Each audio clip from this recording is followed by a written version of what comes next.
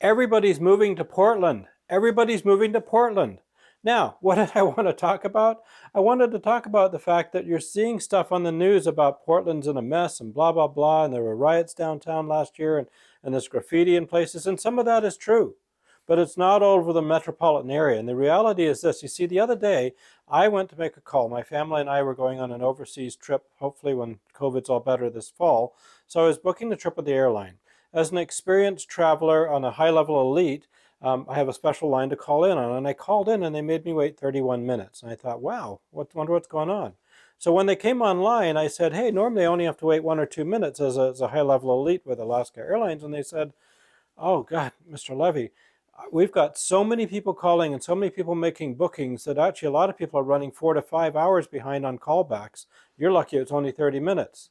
So after the call, I did a little research. I like to play the airline stocks a little bit, and I'm finding that in some cases, United was reporting 14-hour callbacks. Now, what does that mean? It means people are starting to travel again. We're coming out of our shell. More and more people are vaccinated. People are starting to make plans for this summer and this fall, and they're coming to Portland because we're a big tourism city.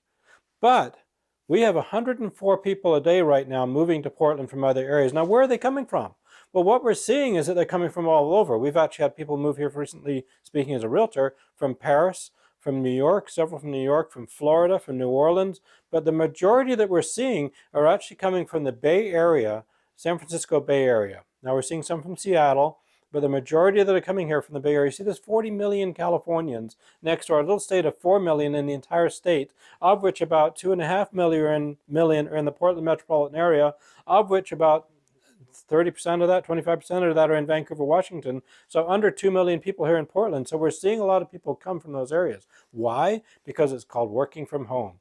You see, if you own a home in the San Francisco Bay Area and you've been working remotely from home, and all of a sudden you're told, hey, you're going to be working remotely from home all the time, and you've got huge mortgage payments and huge living expenses, and you can move just up the street in Portland, Oregon, where it's the same political climate, where it's close an hour's flight to get home to see family or parents to come and visit and so on. And you can buy a really nice house where our average sales price is $550,000 versus more than double that, let's say, in San Jose or some of the areas in Los Angeles. Then why not? And that's what we're seeing. You see, we're seeing people move here and working from home here. If they're doing Zoom calls in the same time zone, they can be anywhere. So that's what we're seeing. So tourism, let's talk about that for a minute. So tourism, why would they even come here for tourism? Because we're a beautiful state. Because we've got Mount Hood, that background photo right there. As our kind of a major point here in Portland. We've got the mountains with skiing year-round. We've got the ocean beaches out on the Pacific coast, which are within 90 minutes of the metropolitan Portland area. We have the wine industry. The wine industry, Oregon wine industry, yeah, Pinot Noir. Did you know that there's over 800 wineries now in Oregon, the majority of which are Pinot Noir, and the majority of which are within a 25 to say 45-minute maximum drive from metropolitan Portland? So yeah, it's fun. My wife and I go wine tasting all the time with our friends from winery to winery. Most of them are small mom and pop wine industries, and it's become a huge business in the Portland metropolitan area. So people are coming here for that.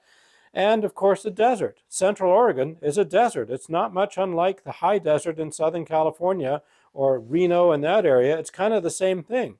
Bend, Oregon is like 4,500, 5,000 feet above sea level. That's a great example of Central Oregon high desert. Beautiful sagebrush and sand with nice, gorgeous mountains.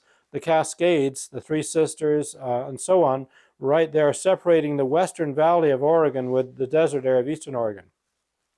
So Rob, you're a realtor. What are you talking about tourism stuff for?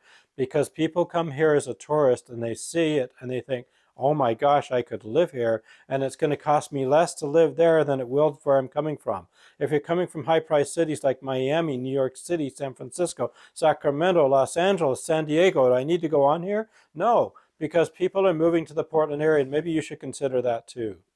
So if you are thinking about doing that, the questions you might have is, well, prices are expensive. Yeah, that's correct. They've never been so expensive. Right now, the average sales price in the Portland metropolitan area is around $550,000. That is a lot of money.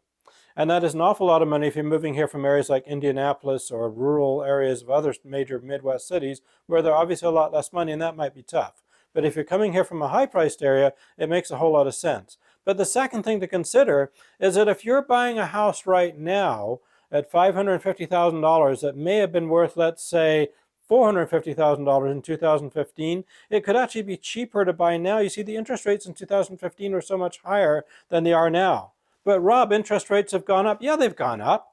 They bottomed out around 2.5%, and right now they're running around about 3%. It's just not that big of a difference. Now, back in the day when I became a realtor, and average interest rates were like 12, 13, 14%, it was a huge deal if interest rates dropped from 14% to 12% or 12% to 10%. I remember interest rates hitting 9.9%, and what a massive deal that was to see them under 10%. And here we are talking about 3%. So if you buy a house today at 3% interest rate, your monthly payment is equivalent to kind of buying that house in 2015. And doesn't everybody wish they'd bought a house in 2015? So yeah, everybody is moving to Oregon. Yeah, there's some negative news about Portland in the news, but a lot of that's kind of gone now. But is there stuff left over? Yeah, there's stuff left over. There are a few homeless people problems. It's being worked out. There is some graffiti on the walls. It's coming off. People are continuing to move here. So if you've got any questions on that, I'm one of the top realtors in town. My team and I have been doing this since 1988 on a high level. We've been through 4 recessions. We've sold a whole lot of houses. There's not much that we haven't seen, and I'd love to share our experiences with you. Give us a call or contact us through the website at the number below. And please subscribe to these videos, and I'll try and keep you updated with useful information on the Portland area and real estate in general as time goes along. Thank you so much for watching.